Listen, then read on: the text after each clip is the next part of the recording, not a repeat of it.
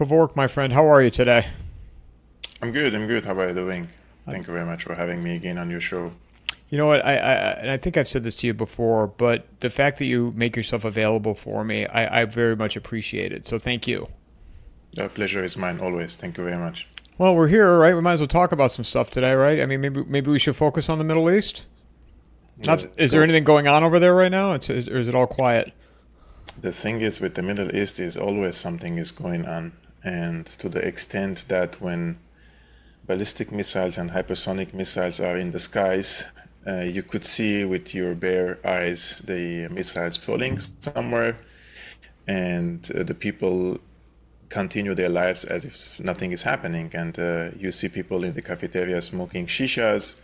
Meanwhile, missiles are flying. You could see in Lebanon people are partying in their rooftops on electronic music, on the unfortunate truth with the Middle East. However, we have nowadays serious developments happening.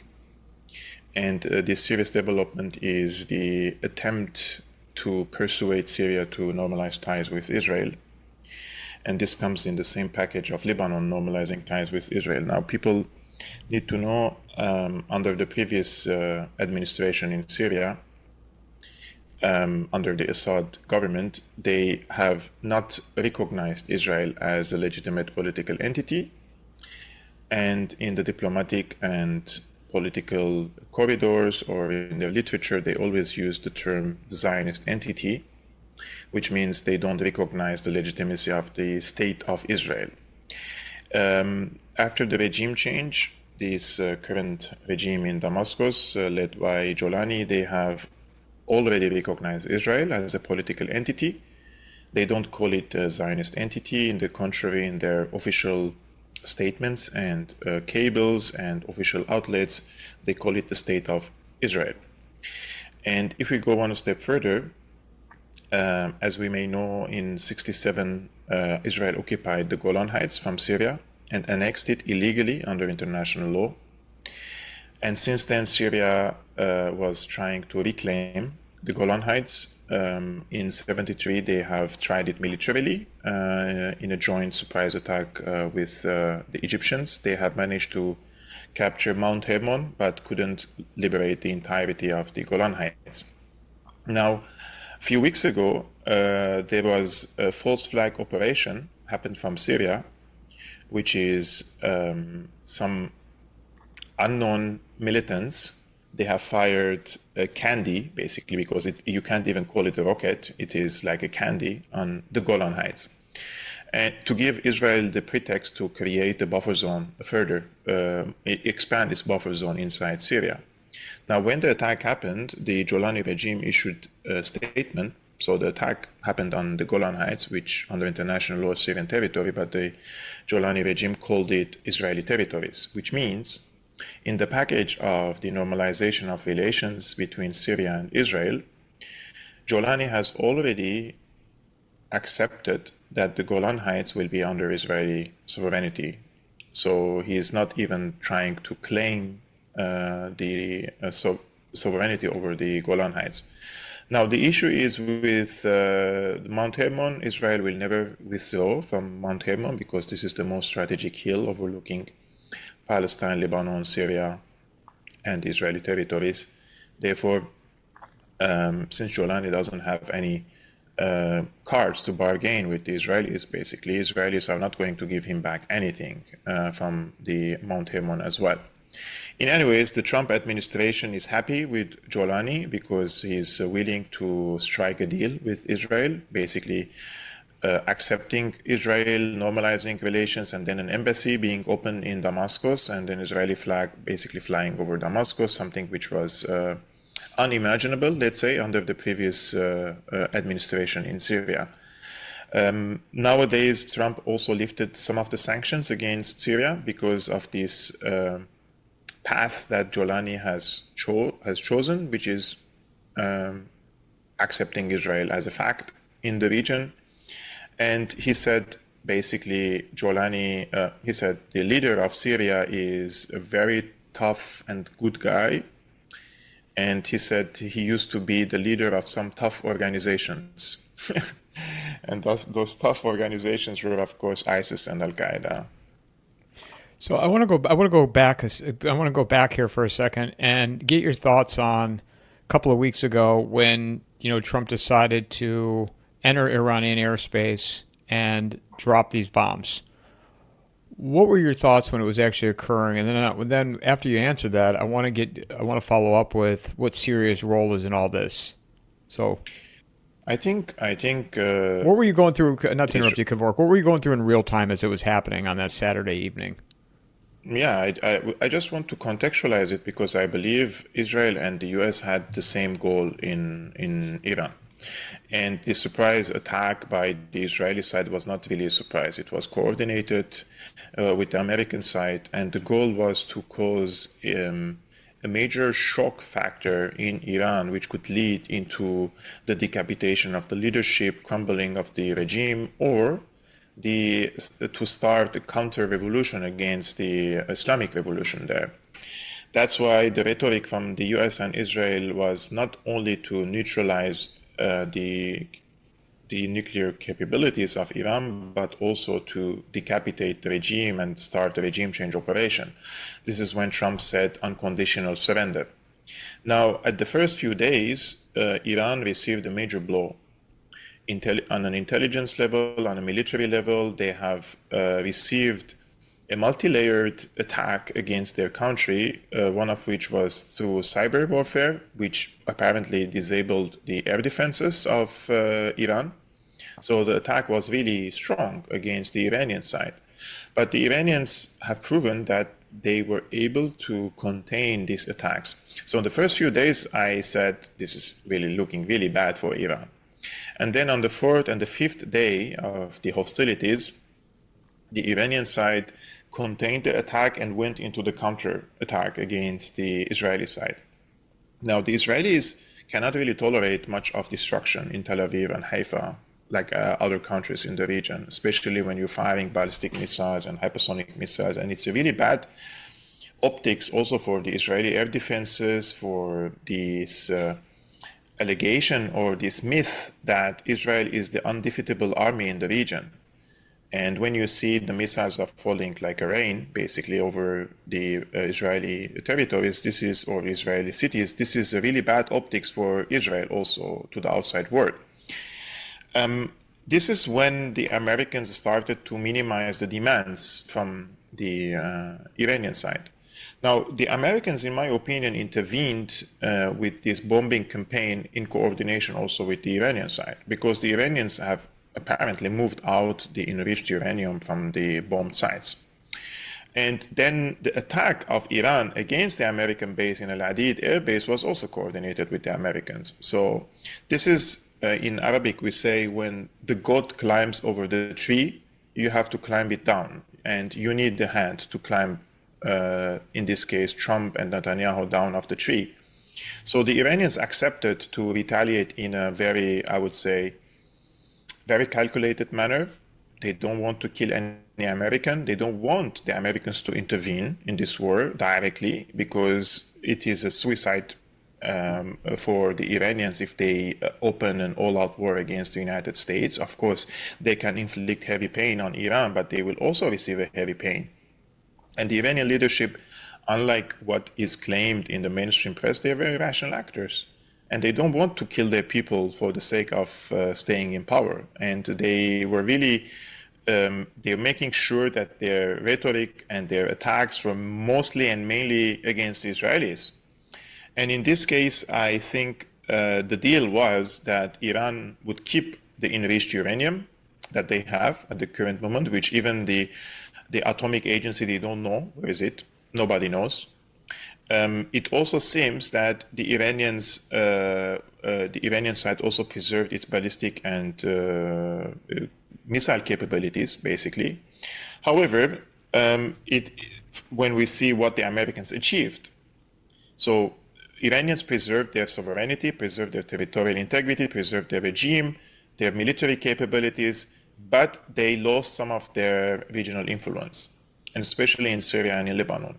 So this is when the Americans intervened, and I believe this is one of the messages that the Americans sent to the Iranians, that they're ready for now to accept the status quo in Iran, but Iran has to stay away from Syria and Lebanon because there is a unified track in Lebanon and in Syria, which is the track of normalization of relations with Israel. And Iran should not intervene in this and should stay out of it. Now, Iran, in any ways, doesn't have any tools in Syria to counter or sabotage this. But in Lebanon, they do. In Lebanon, they have their very close ally Hezbollah. But the issue with Hezbollah is that they are also, their entire leadership was also decapitated. So they have chosen to localize themselves inside Lebanon to protect their community instead of going into regional, let's say, conflicts with or without Iran.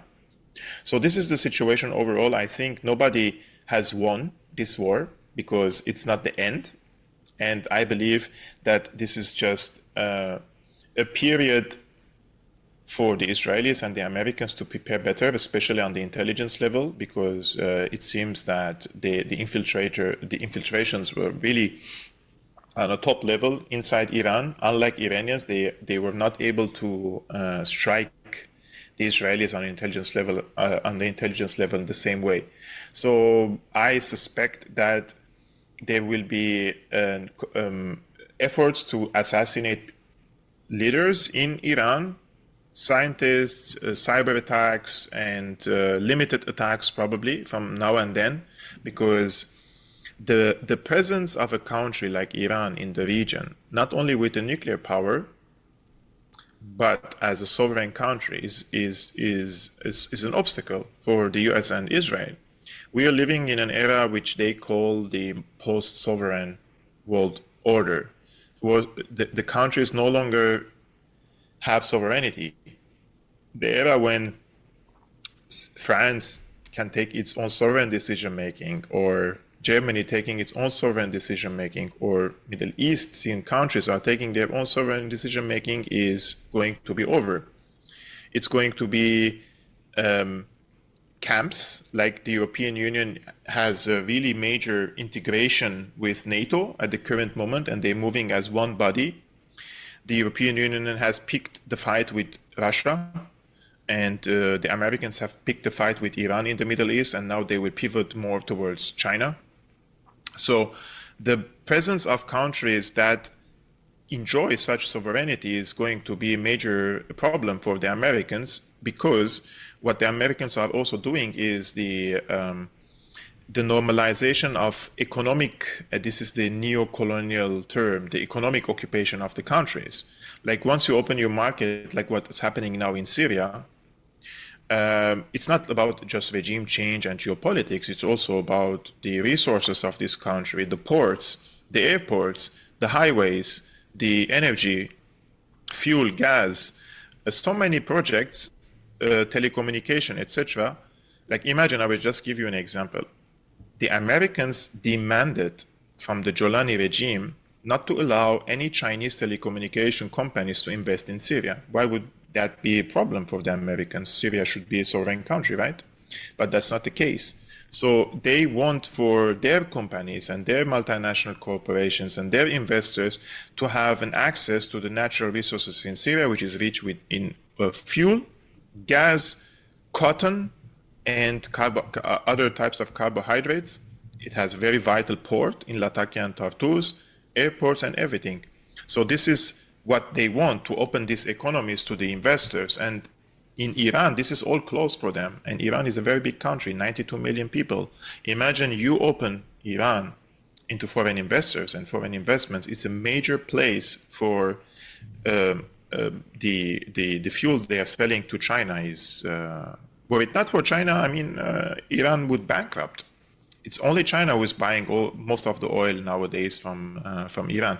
So they're trying to open this market, to capture it, to conquer it, but also to hit China. Because once they control Iran, they could limit the oil deliveries to China, or they could sell it for higher prices. So it is multi-layered. And so this is not the end, definitely not the end. There's going to be phase 2, probably phase 3 in the future. When? Nobody knows that when it's coming, but it's definitely coming. This episode is brought to you by McIlvaney Financial Group. Their advisors bring a depth of knowledge and experience that allow them to serve their clientele with care, ensuring their financial needs are met now and in the future. Personally, I'm not saying cash is worthless, but you can see what's happening. It's worth less every year. Gold is the opposite. Click on the promo link in the show notes or go to www.mcilvaney.com/coffee and a mic. What? So let me ask you a question, and I don't mean to sound ignorant with this. Was the long-term play then to get rid of Assad so we could come to this moment that we're at right now, where the United States could insert Jolani, and I always forget what his new name is, but that way they can have control of that airspace and remove it from Russia to be able to shoot, some of these missiles from Iran down? I mean, was that what they were going for to get rid of Assad? Definitely, that's one of the factors. But let's see. Let's take one step back and see Syria. What was the role of Syria in what used to be called the axis of resistance? Syria used to be considered the strategic depth of the axis of resistance, which means Iran can have an access through Iraq to Syria, to Lebanon and Palestine, and the Palestinian factions can have an access to Iran through Lebanon, Syria, Iraq, and to Iran. So when you cut this chain of communication and contact between these countries, you're basically breaking the axis. So geographically, Syria was very vital, very, very important for them. Secondly, they have cut the supply chains of Hezbollah. So Hezbollah, now when the war started against Iran, and the Americans and the Israelis bombed Iran, Hezbollah didn't participate in this. Although, I would argue, if Assad was present and the supply chains were open and they enjoyed the strategic depth with thanks to Syria with Iran, then they would have participated in this war as well. So this was a win-win for the Americans, for the Israelis to remove Assad from power. Now, the last factor that you mentioned, which is of high importance, and this is why the moment Assad was ousted, and I no longer want to use the term fled, because now we are receiving new information that he probably didn't want to flee. But that's of a different topic. So when he was Can you touch ousted, on that, Kevork? Can you touch on that for a second? Because I'm curious on that. Yeah, I will come back to that. But when he was ousted, what Israel did the second day, they have carried out hundreds of airstrikes against the Syrian army positions, destroyed the strategic weaponry, deterrent weapons, and the air defenses completely, and the air force. So Syria has become castrated completely. They no longer have any capacity to resist. So this was one of the reasons why they did it, because now the Israelis can fly in the Syrian airspace and go all the way to the Iraqi border, to the north of Iraq, to the region of Kurdistan, and they could bomb Iran. So this was a major blow for Iran. The regime change in Syria was a major blow for Iran. The player which lost the most from the regime change operation in Syria was Iran. Afterwards comes Russia. Now, Russia looks more flexible, it seems, with the Jolani regime, unlike Iran. And I would argue and say that when the regional countries such as Turkey, Qatar, Saudi Arabia were meeting in Doha, and Lavrov joined this meeting, this was 2 days before the regime change happened, it seems that there was a regional deal that they have presented to Russia to not support Assad to the extent which keeps him in power. Because the evidence for it is that the Russian Air Force didn't participate at the beginning, and then when they participated, they didn't really obliterate the convoys of Jolani, and these convoys were basically driving on the highway, which is an open airspace, from Aleppo to Damascus, 400 and 500 kilometers. They could have hunted them like rabbits if they wanted to. So they allowed them to move. And the other question is, where was the Syrian army air force? Syria has its own air force, so that also means that there was an ongoing coup inside the Syrian army, which led to the inaction of the Syrian Army Air Force. Otherwise, it doesn't make any sense because Assad was the head of the military, and he could give orders. But this inaction gives you the glimpse and more context and why the Air Force of Russia didn't intervene and why the Syrian Air Force didn't intervene. And when Aleppo fell and Assad was in Moscow, do we really know that he met with Putin? Or Putin didn't receive him? We don't know the answer to this question. And the other thing is, which is the most important question, on the 8th of December, when they said Assad fled the country, do we really know that he fled the country or he was forced to flee the country? Because what we know for sure, that the military attaché of the Russian embassy, he was in the presidential palace on that night, and he convinced Assad to fly to Latakia from Damascus and to lead the military operations from Latakia.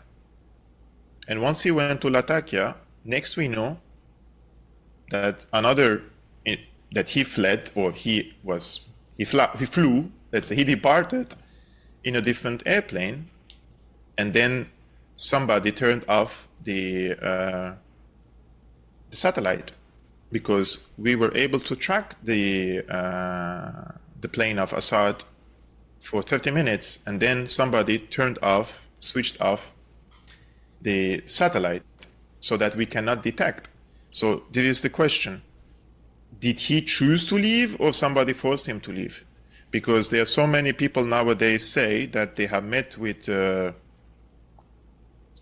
his bodyguards, people who used to work for him in the palace, and the people say that he was forced to leave to Moscow. If that is the case, then it was definitely Russia who forced him to leave. There is no other power which can force him to leave, because it makes no sense. He was preparing a speech, and his speech was ready to be recorded and send it to the Syrian people, and he didn't do it. All of a sudden, this was cancelled. His son, Hafiz, he posted a photo of himself on his private Instagram account in the afternoon before the regime change happened and said, we are staying, we are going to fight. And then at night you flee. I have been following the rise of Assad Bashar for a long time, and I've been following his speeches and interviews, and I mean the way he carried out the military operations against these terrorists. He doesn't look to me that he's a guy who would flee like this. He's not a coward, you know. So there's definitely a different factor in this that led him to depart Syria. And if Russia has a hand in this and they forced him to leave, then the entire narrative changes. Entire narrative changes about the Syrian war. Well, this is where I'm confused on, and maybe you said this and I just missed it. So if Russia wanted him to leave, Russia knowing that they're surrendering this airspace to the United States, what do they have to gain from that? Or are they just playing the long game with all this? And it could be part of the Ukraine deal. They could be. How many times the Russians were fooled by the US? Minsk 1, Minsk 2, and now the negotiations happening, and then they carried out an attack against the strategic bombers of Russia. Russia always engaged with talks and negotiations with the Americans with good faith, and then they were backstabbed so many times. I'm talking about the American administrations, of course. So in this case, if this was part of a bigger grand compromise, which includes Ukraine, then I think the Russians were duped, because what happened is basically the Americans have forced the Europeans now to carry the burden of the war against Russia in Europe. Something that nobody wants here. Nobody wants to fight against Russia, except these paid talking heads and people who work for think tanks and with invested interest. You know, people with invested interest want war with Russia. Are you clicking a pen or something, Kevork? Are you clicking a pen or something? Do I hear a noise? Are you clicking? No. Oh, okay. I thought I heard a pen, like a popping a pen. I don't have a pen in the head, Oh, but this is the thing with Russia. It could be part of the grand compromise with Ukraine that they believed, because Ukraine for them is not only strategic, it's existential, and they would prefer having Ukraine in their pocket and extend their influence over Europe over having the Middle East. For Russia, without Ukraine, Russia is an under-regional power without Ukraine. And with Ukraine, they are can project their geopolitical might on Europe. Therefore, if I'm just saying, this is just a theory nowadays, if this was part of a grand deal that includes Russian conquest or acceptance of the territories they occupied in Ukraine, I think it's a very, very bad decision from the Russians. Just like they made a horrible decision in Armenia. This is the problem with the Russian foreign policy, and that is they don't take the initiative. The Americans take initiatives. Americans have NGOs, Americans have media outlets, Americans have intelligence assets, Americans have their people in the Armenian military, for example, and they've been training the Armenian police, and they're orchestrating color revolutions to bring a pro-American geopolitical environment in the Southern Caucasus, just like other places. But Russia keeps watching these developments, which is very easy to predict that this is going to happen. Like you cannot start a color revolution in a country in a matter of weeks. It takes years to prepare the ground for a color revolution. And during these years, the Russian side is always engaged in reactions against these actions. They don't have, so any empire has a strong economy, strong military, and the cultural factor which they can also project their values and culture on the world. Russia, after the Soviet Union, it had a bad reputation in Eastern European countries, especially among the younger people. And the Americans invested in this and created a generation which doesn't like Russia. And they prefer the EU over Russia. So you have a new generation growing, and they become politicians, like the generation of Pashinyan and the people who are with him, who are reorienting the geopolitical posture of Armenia from being an ally of Russia into an anti-Russian satellite. yeah, I saw you. So in this case, Oh, sorry. Sorry. I thought you were done. Go ahead. no, so this is what I'm saying. The Russians made horrible mistakes, harming themselves first. Like, for example, when the Nagorno-Karabakh war in 2020.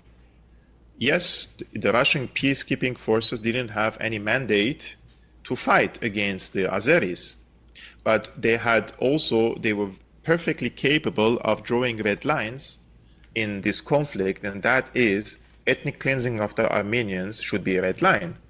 You could technically occupy this territory, but you should preserve the presence of the Armenians there, 120,000. And once the Nagorno-Karabakh was gone, and these villages were all filled with Azeris, this was not only a blow to Russia, but also a blow to Iran. Now the Azeris have built 3 air bases in the recently occupied territories from the Armenians. So this is on the northern borders with Iran. Why do they need these 3 air bases? They are directed against Iran. And similarly, by allowing this Azeri expansion, you are also, by extension, allowing Israeli expansion in this area, because Azerbaijan and Israel are strategic partners. The 60% of Azeri weapons come from Israel. 40% of Israel's gas comes from Azerbaijan. They are in the same bed in many of these files. Mossad operatives use Azerbaijan as an advanced territory to spy and wage operations inside Iran. So both Iran and Russia lost immensely. And I still remember when the war was ongoing in 2020, in Nagorno-Karabakh, Iranian officials were saying, we recognize that this territory is an Azeri territory. So what were they doing? They were shooting their own feet. Now they claim that some of the drones Israeli drones came from Azerbaijan. So those are horrible mistakes. Like when I speak about them, international relations, my friend, you know better than me. There is no rules. There are no rules. It's not rules-based international order. It's the rule of the powerful. But the Iranians and the Russians are playing with the rules. Like they're abiding by the rules, which are designed to harm them to begin with, because the other side is not even respecting these rules. So if under international law, Nagorno-Karabakh is considered Azeri territory, if that is the criteria, then 50% of historic Palestine is also considered Israeli territories under international law, which is acknowledged by the UN. But Iran doesn't recognize that. Why? Because they feel and they see that this is what happened is unjust for the Palestinians. They were driven away from their homes. And this is a similar thing in Nagorno-Karabakh, because in 1923, Nagorno-Karabakh region was gifted by Stalin to newly formed a socialist Azerbaijani Republic, because after World War I, they wanted to appease the Turkic nations and bring them on their side. So in the process of appeasing the Turkic nations, they have gifted Nagorno-Karabakh to the newly formed Azerbaijan, just like the Brits brought the Jewish refugees from all around the world into Palestine, and they have given them this territory. So what is the difference between them, basically? But when it came to the Armenians, unfortunately, the Iranians didn't stand with the Armenians, but they should have done that for their own sake first. Just like the Russians didn't save Syria for their own sake first. They had the power and the capacity to at least slow down the movement of Jolani to Damascus, and they could have mobilized the Syrian forces to at least defend from Homs and onward, from the central Syria to the north. You could have kept what is important for you and push back. It was a possibility, but they didn't do it. What are your thoughts then on what do you think of Putin now? As you've discussed, challenges and mistakes that they've made. What do you think about him? Yeah. I mean, at the end of the day, Putin is representing the Russian interests.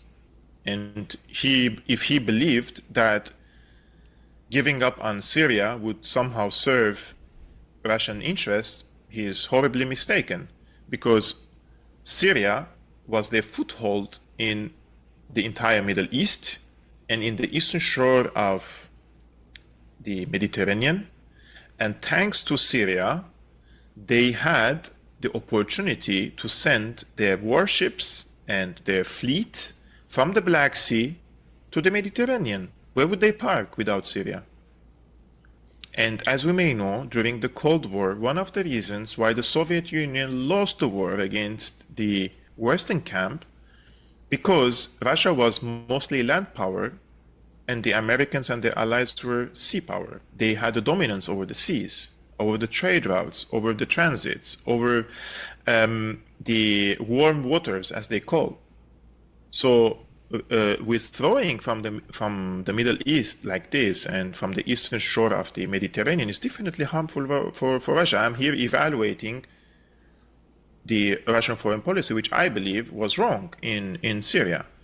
And if I'm saying they have forced Assad in any way to leave the country, well, that's will be unforgivable, because see what's happening in the country now in Syria. It has become, today I was in my live show, somebody said Syria has become a jungle. And I said, you're mistaken, because in a jungle, you have rules. And even among animals, there are unspoken rules. And animals do not kill each other based for fun. And you will not find one animal comes and asks you, are you a Christian or are you a Muslim? Are you a Sunni or are you an Alawite? And based on that, they're not going to kill you. It's based on hunger and survival. So there are better rules in the jungle. So what has been unfolded in Syria after the regime change is the worst case scenario for the Syrian people first, for Russia, for Iran, for anyone who used to preach about multipolarity.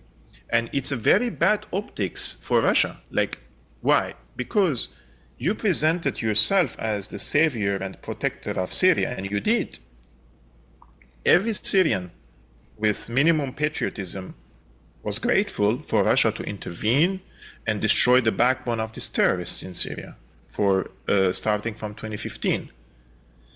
And once you present yourself as a protector of Syria against the US imperialism, and you withdraw from Syria this way, then what type of message you're sending for the rest of the world who would seek the protection of Russia in the context of multipolarity? That's a horrible optics you're giving to the outside world. So the Americans, you see how they come for Israel. And Syria is not like Israel for Russia, I totally understand that.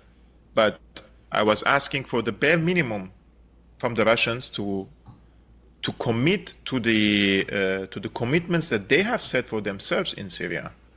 So we will see in the future, but Syria has become a place where the upper hand is for Turkey and for Israel.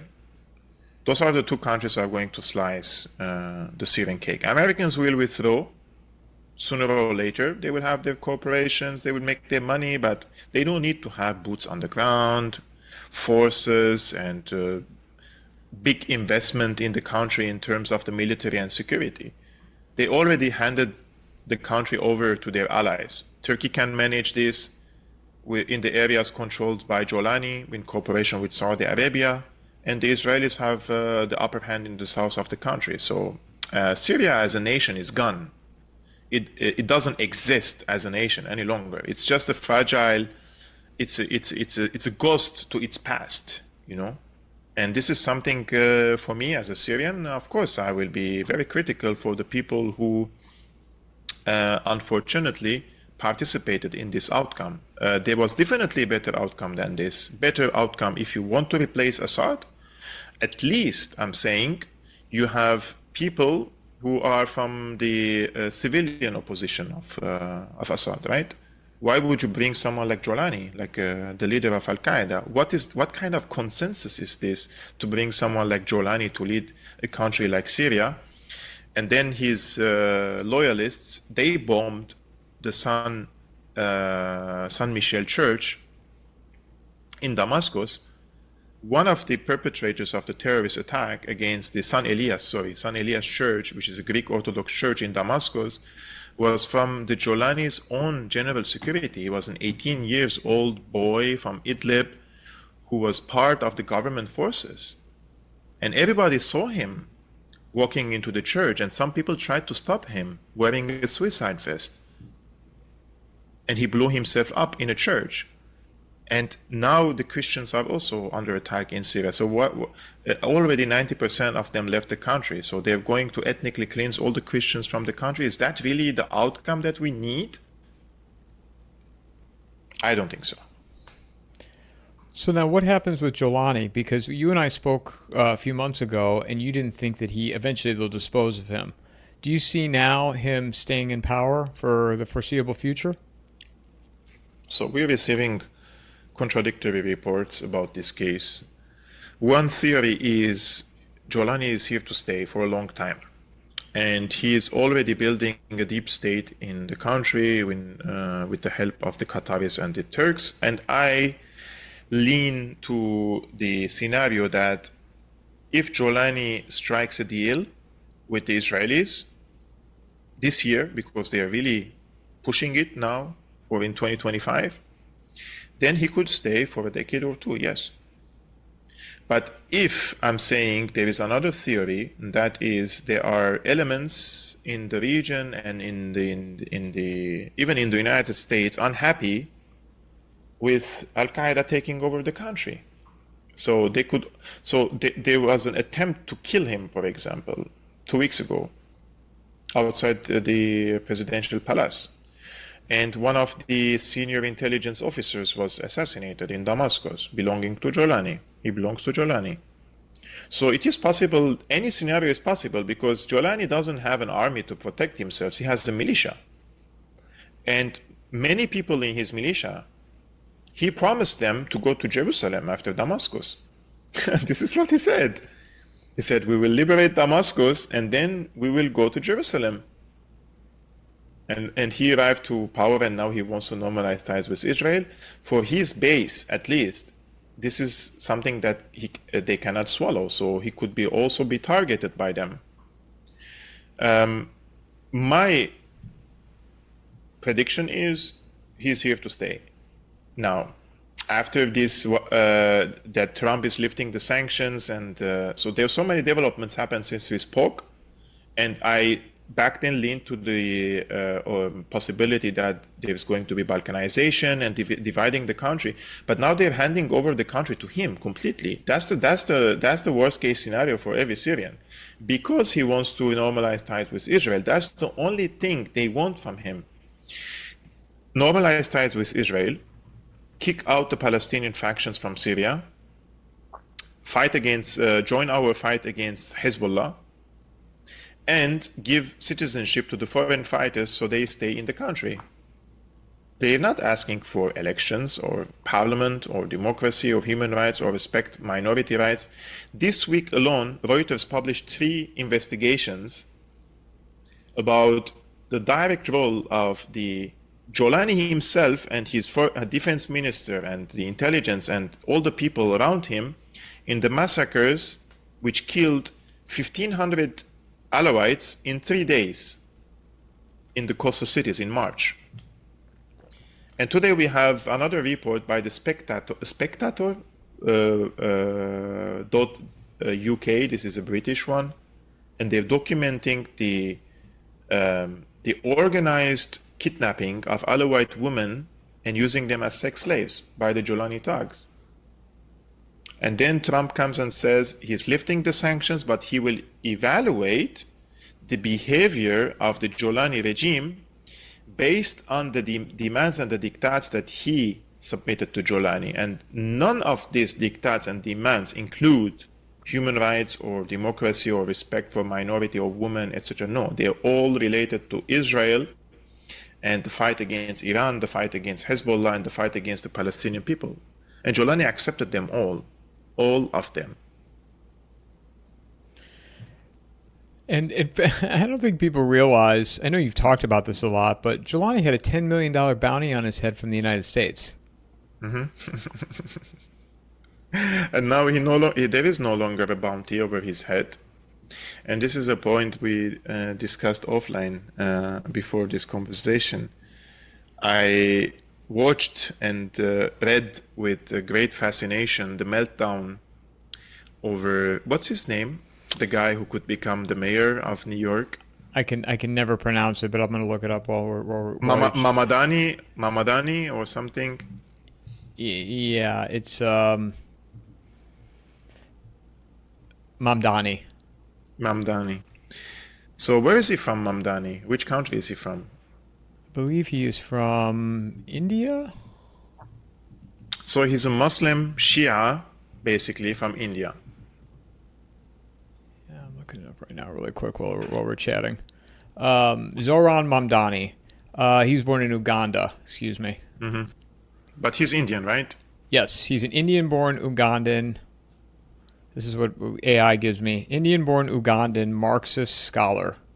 He moved to New York City with his family at the age of 7 and became a naturalized American citizen in 2018. Yeah.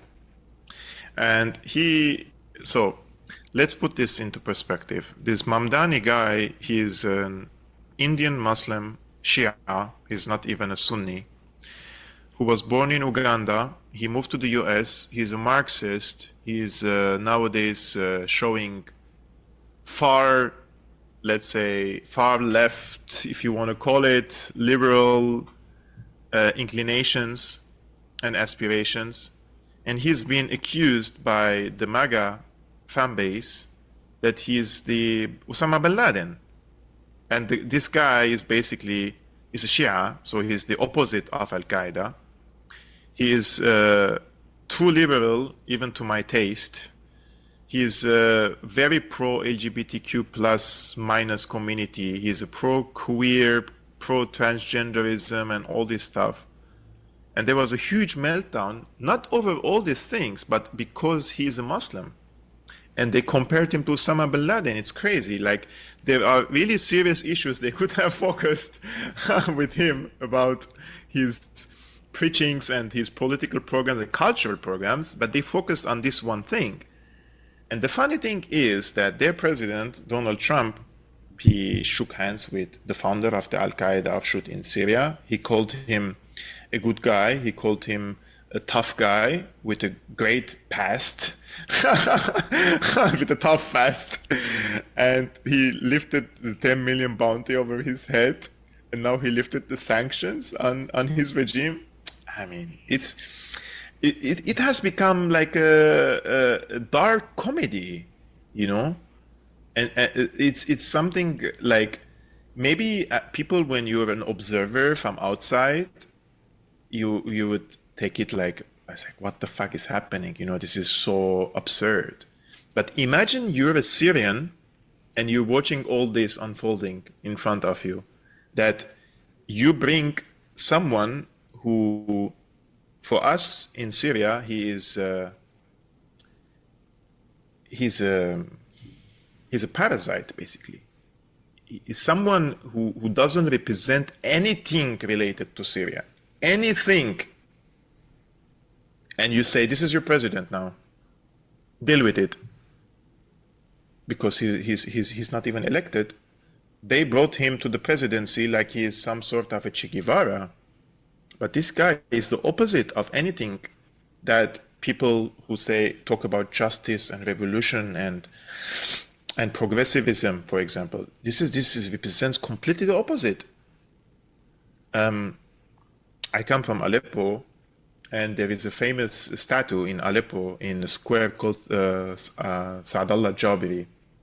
And in this square, you have a big statue which was built in the 80s, which represents the resistance against French colonialism. And yesterday, they destroyed it. The Jolani regime. They came, they destroyed it. Because they say, on the land of Islam, this is their words, we will worship no one but God. And these statues all are for apostates, for those who don't believe that there is only one God. So they have destroyed the statue that represents anti-colonial. It has an anti-colonial past and history behind it, because they think in their small brains that this statue, people will go and worship this statue.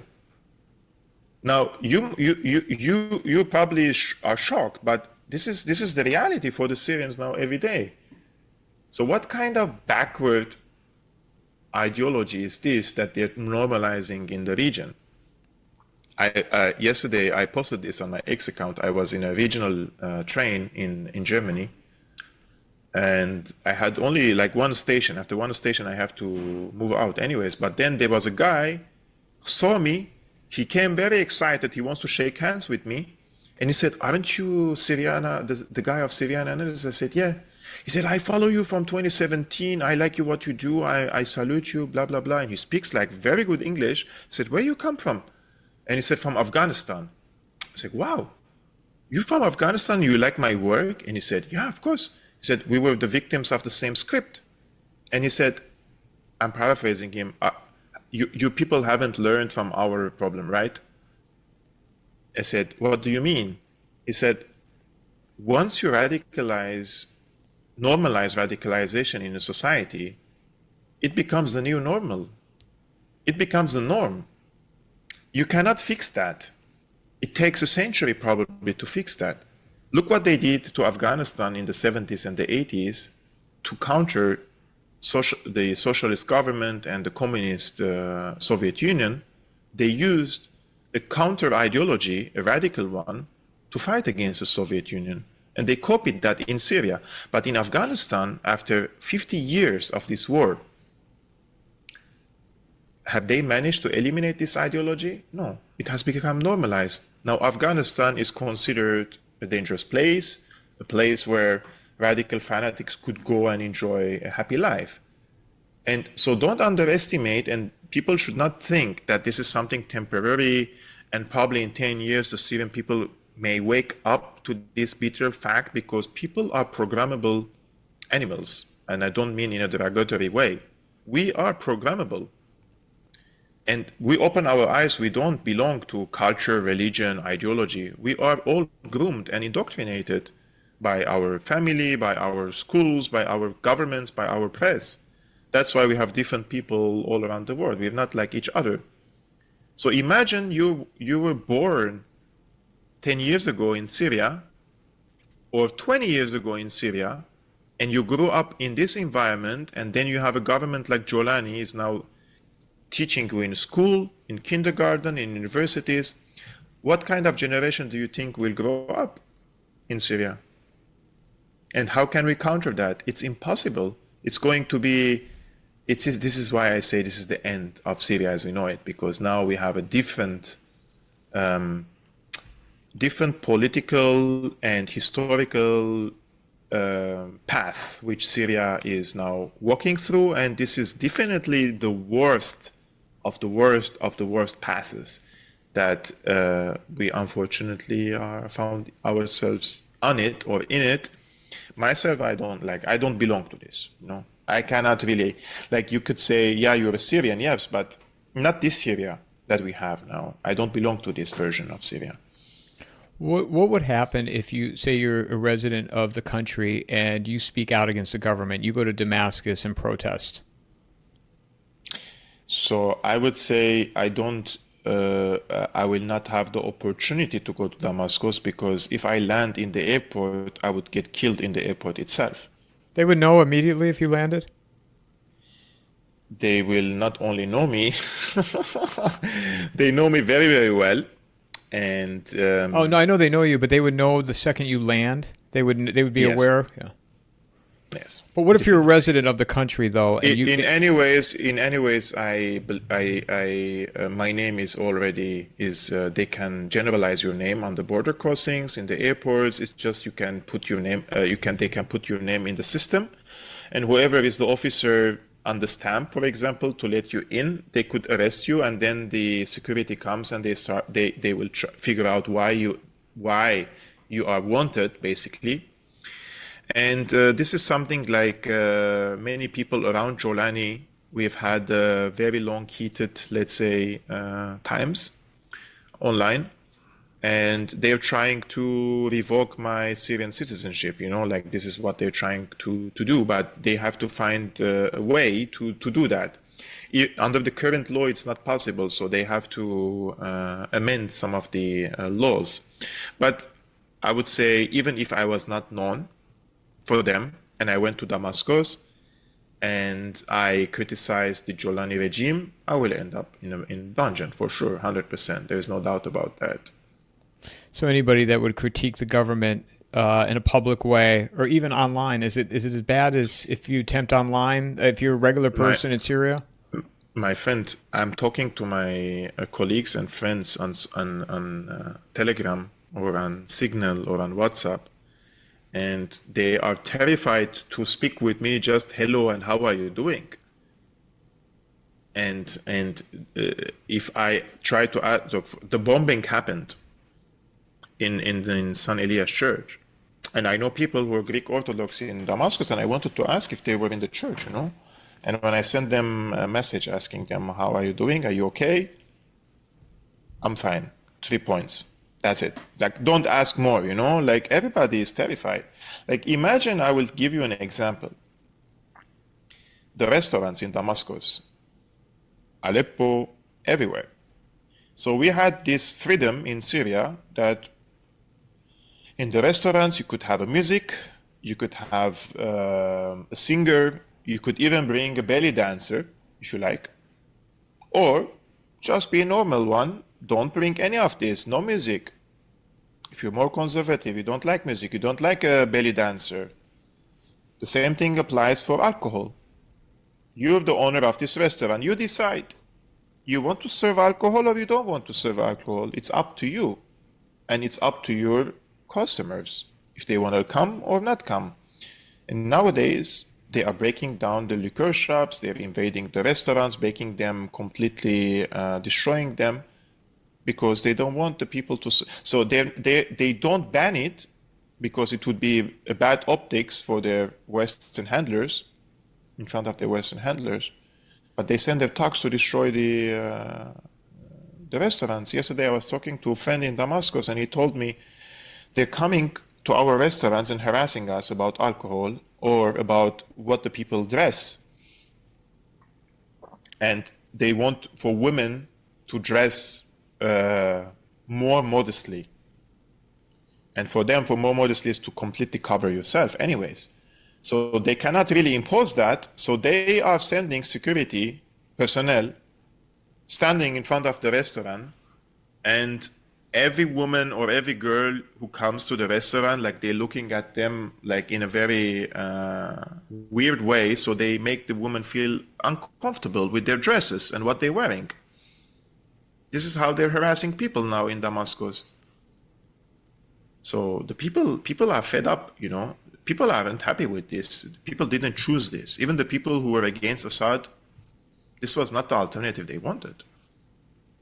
Something like this, like what kind of regime is this that it has to intervene in what you wear and what you dress? And like, imagine if you walk with a woman in Syria before the regime change, you're holding hands with each other, or as long as you're not having let's say a sexual affair in the street, nobody will say anything to you. The government has no say if you're walking with someone who is not your wife.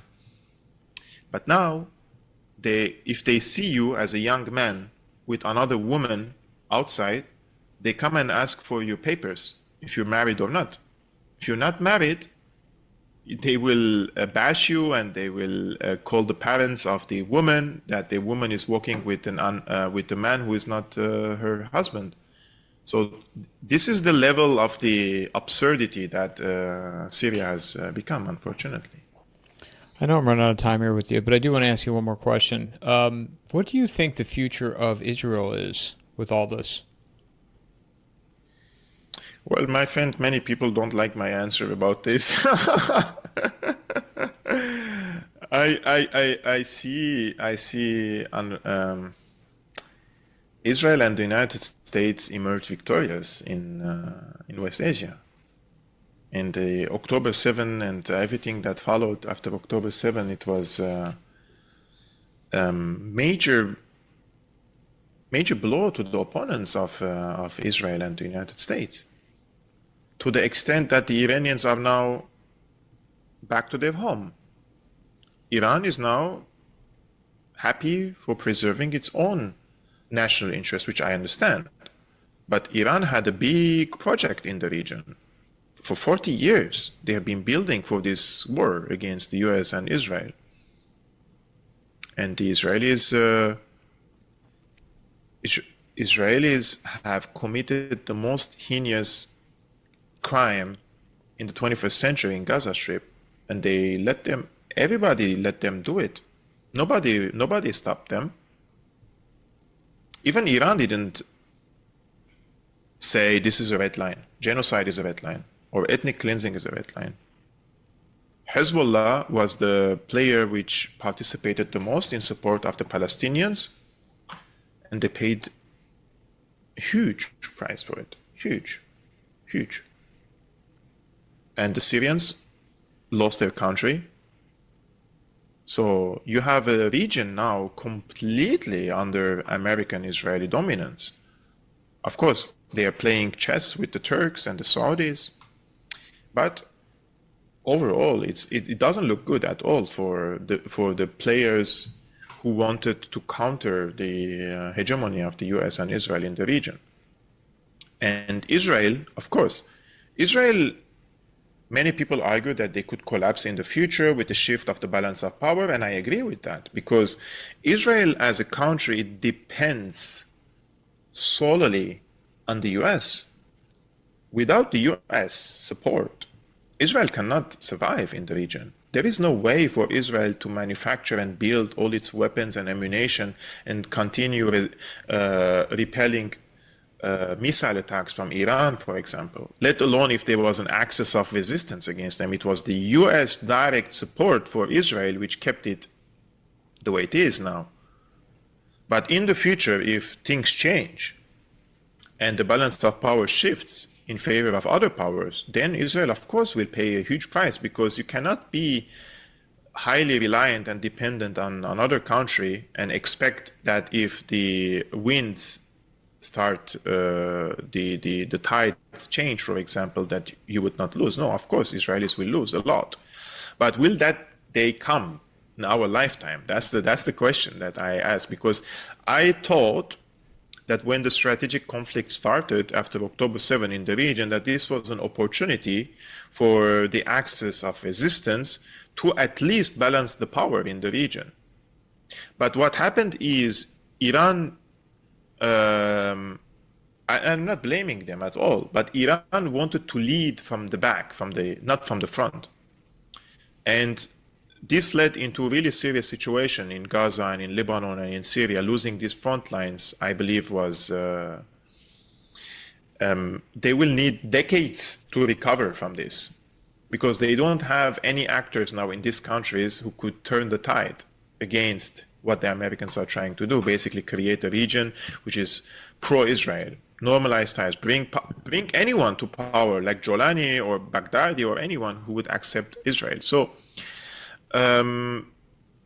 for now, it seems that Israel is going to survive and it's going to continue its expansion in the region, and they're doing it in Lebanon and in Syria and in Palestine every single day with the war machine. But few decades from now, if the tide or the table turns upside down and the US cannot sustain and continue sending billions of dollars worth of weapons and ammunition and financial support to Israel, then of course things will change in Israel. At some point, do you see, it's my last statement, at some point do you see the Iranian regime being overthrown? Because wouldn't that be the easiest solution for the United States and Israel, to just have their own people get rid of the mullahs? Yeah, that's what they tried, but they found that there is a limitation for this, even in the country, because what they underestimated is what the Iranian people is about. Now, the Syrian people, it's a new construct. After World War II, French mandate withdraws, and after World War I, they have drawn the maps, and they said this is Syria, this is Lebanon, this is Iraq, and this is Palestine. But Iran has been an empire. Iran has a very long history in the region, and what surprised me, I would say, because I was surprised to see many Iranians inside and outside Iran, even though they are not part of the Islamic revolution and they don't believe in having an Islamic regime there, but they said, we don't want to support Israel against our country. That's not the right thing to do. And I think the people inside Iran, they were also, this has brought the country more together, and this has uplifted what they call the hardliners in the country, on the expense of what they call the moderates. The moderates after Raisi was killed, or the helicopter crash, they have done a coup basically in Iran. I would not believe for a second, not even for a second, if Raisi was in power, Iran would not have abandoned Syria this way. Never. This was the investment of their hardliners, or between quotation hardliners, and IRGC in Syria, and they have spent money and blood in the country, and then this has changed very rapidly and in a very fast pace when the moderates came to power, when the regime change war restarted in the country. They also abandoned Syria, basically. So I believe that the moderates came at a very critical time in Iran when Iran needed the hardliners after October 7. Where can people find you, Kevork? I'm posting 5 days per week on my YouTube channel, Syriana Analysis, also Rumble.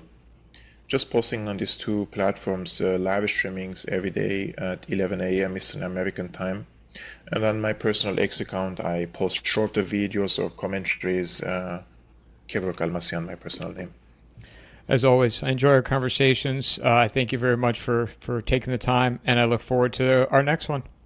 Thank you so much. I appreciate it. Mic drop.